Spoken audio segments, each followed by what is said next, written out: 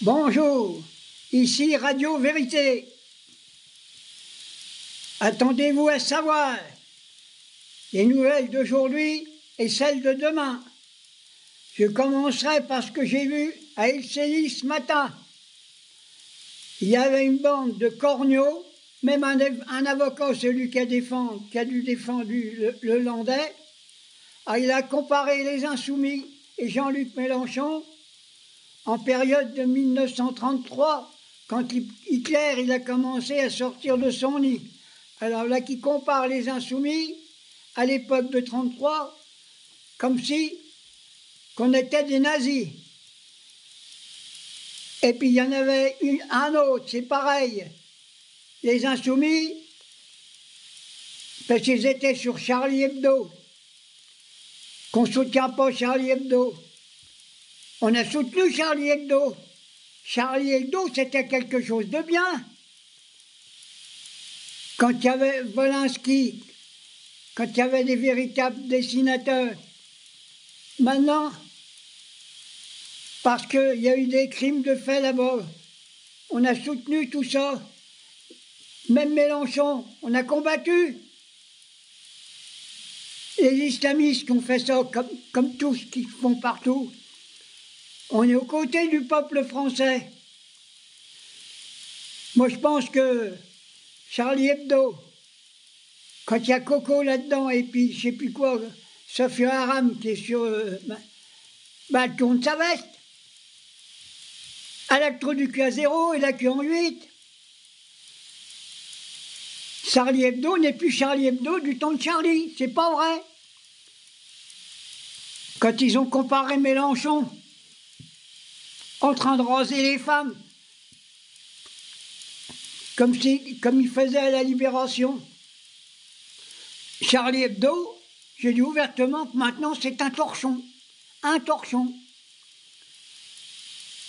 Alors maintenant, ils en sont aussi sur, au niveau des paysans, la coordination paysanne, avec les actions qu'ils font. Bon, on sait que la coordination paysanne, elle n'est pas pour la classe ouvrière. Hein. Elle est du côté de Marine Le Pen. Les paysans qui sont là-dedans, ils ont sûrement peur que les émigrés arrivent en bateau avec leur dromadaire et qu'ils vont bouffer leur champ de luzerne. Alors je voudrais qu'ils réfléchissent un peu. Et puis alors, il y a la FNSEA, c'est pareil.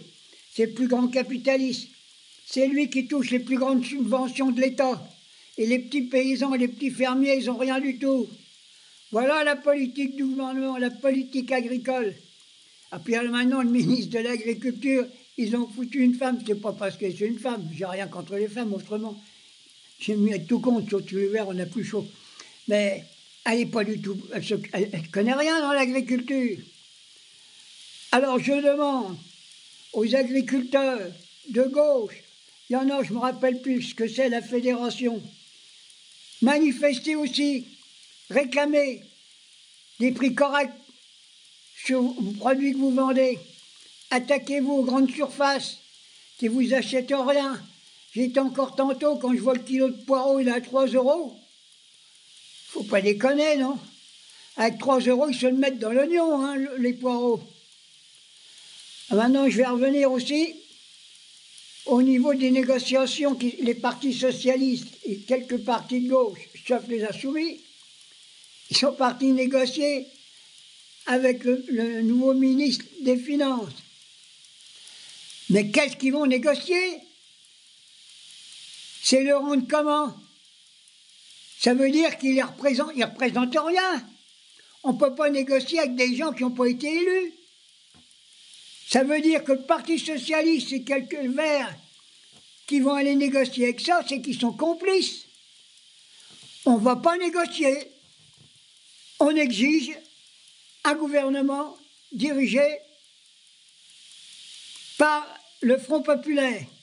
Le vrai Front populaire, parce que maintenant, il y en a qui tournent en veste. J'ai même entendu que celle qu'on voulait mettre Premier ministre Castex et puis je ne sais pas quoi, elle est en train de préparer un coup avec les Verts. C'est encore une affaire qui n'est pas claire.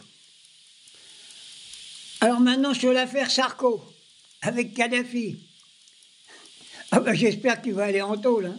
Ça me fait grandement plaisir. Alors, vous vous rendez compte, les millions de...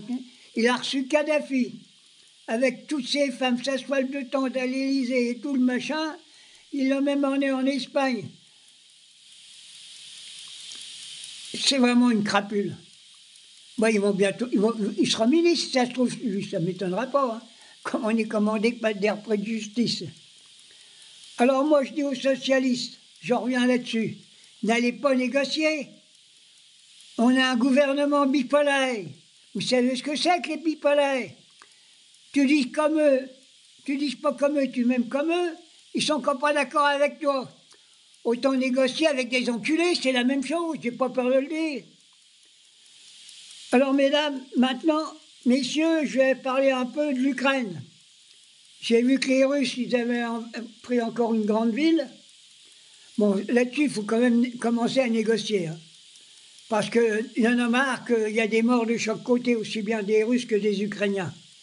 Il faut un cessez-le-feu, se mettre autour de la table, et puis que Macron il arrête de vous donner du pognon, hein, des armes et tout ça.